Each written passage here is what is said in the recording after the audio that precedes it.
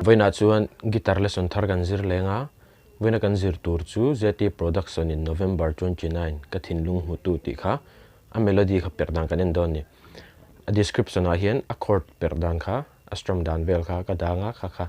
video ka siam to khami kha en du jen loben don ni masabera chuan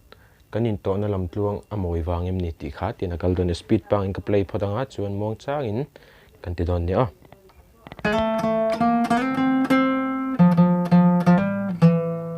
kana kal doni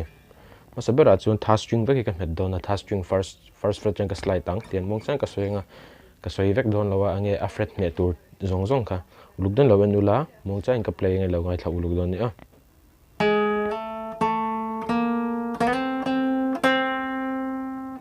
fourth string ka met ta hian tian ka hammer chu va hem fifth fret ta fourth tha string third fret chang fifth fret ta second fret up di khan ulchang na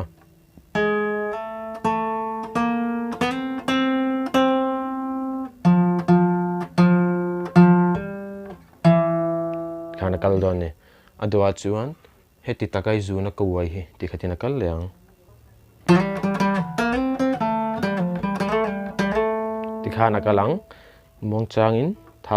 fourth string third fret chang fifth fret ka slide ta khan Heti tak chuan third string third fret chang fifth fret ka slide le ti khan a ti khan ka ti le ana bul chaina chuan heta third string second fret ka met le Heti tak kai zûn ti khan a chuan fourth string fifth fret chang third fret ka pull off vang ti khan a khan chuan ti han kal leng ti khan a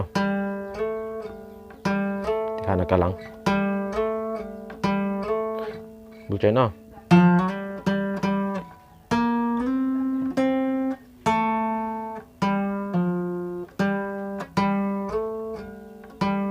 ti khan kal don ni bul changin na kan in to na lamtluang moi wang em ni ti chang khan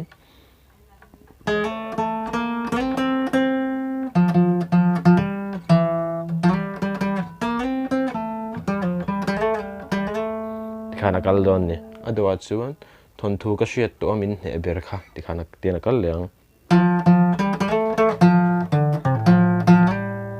khana kal le don ni ama sabera chuan fourth string third fret thi ka meta ti khan a we khat ka ti leang chuan third fret abo ka le chuan fifth string fifth fret ta third fret fifth fret ta vek fifth string avek ti khana chuan fourth string third fret chang fifth fret kan slide tang khana ul chaina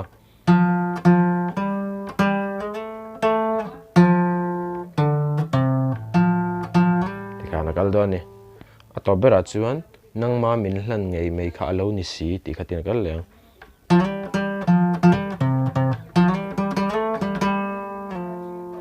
khana kal don ni mong changin a third string a vek ka play leng masabera amasa chuan ti khana third fret a bokalet le fifth fret a chuan fifth fret third fret a ti khana Nangma min hlan ngei mei khat kan ti leang chuan khana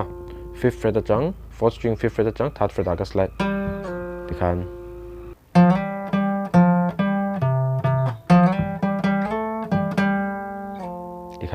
bul changin mong chang kan play le chinang a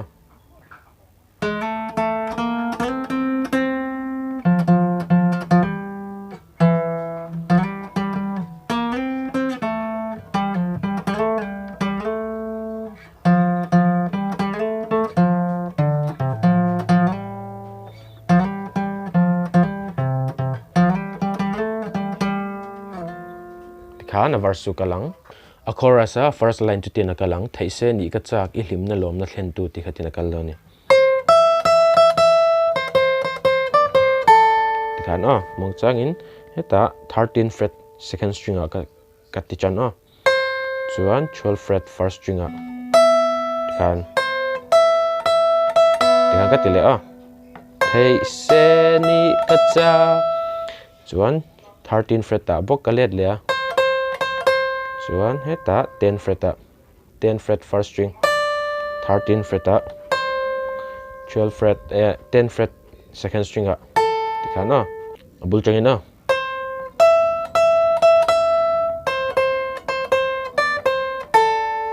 tikha na kal don ni mong chang ve kan tilang a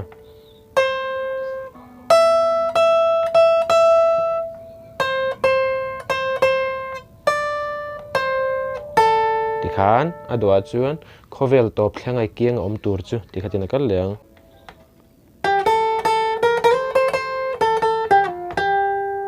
tikhana kal le don ni ama sabera chuan 12 fret third string ai metanga chuan second string 10 fret a ve khati teleng chuan 11 fret a ve khati telenga 13 ai slide tang tikhan joina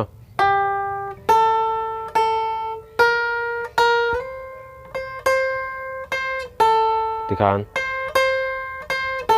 no chuan 13 fret third string a chang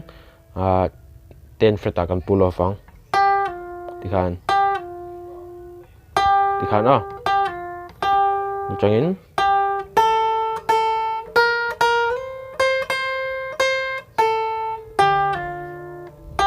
tikhan bu changin kan tila chin ang Theih se ni ka cha ka chang khan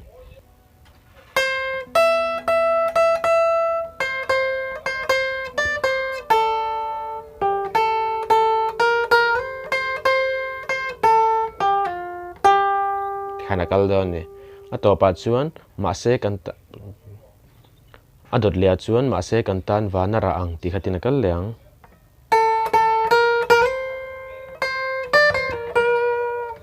tikhan ama sabera chuan second string 10 fret a voi ni kan tiang 11 a vekhat kan tilenga 13 a kan slide tang khan Mahse kan ta vekhat kan tilang chuan first string 10 fret a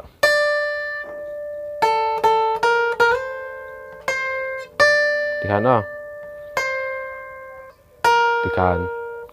13 fret second string a le 11 fret a second string a vek a tikhan bulchain a Mahse kan tan vana rahang tikhan a abul changin a Mahse kan tan vana rahang tapokan I pull off thai du chuan 13 fret second string a chang 11 fret a tikhan a bul changin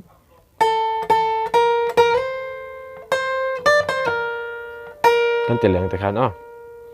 atopa chuan Engtikah ma kan Theih ve lo tur tikhatin kal leang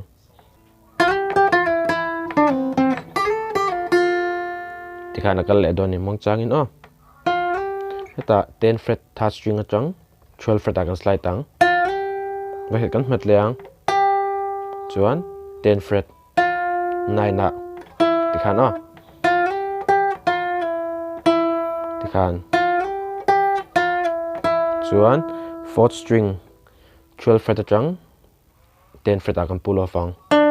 tikhan ipot hlang shui kha tikhan bul changin chuan hei vai khat kan til leang tikhan chuan second string 8 fret a chang 10 fret a kan slide tang chuan 8 fret a chang 6 fret a kan slide leang vai khat kan hmet leang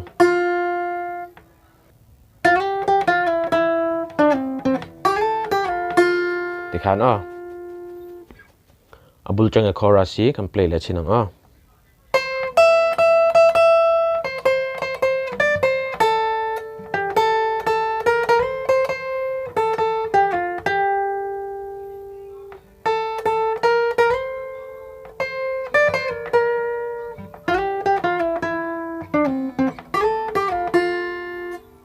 khati zong kha tun tuma guitar lesson kan zir thei chu ni sela ka video chai tia hlawkpui na lo nei ni chuan khongin mi lo like in mi lo subscribe ve don ya guitar lesson le peka kan in hmule cheu don ya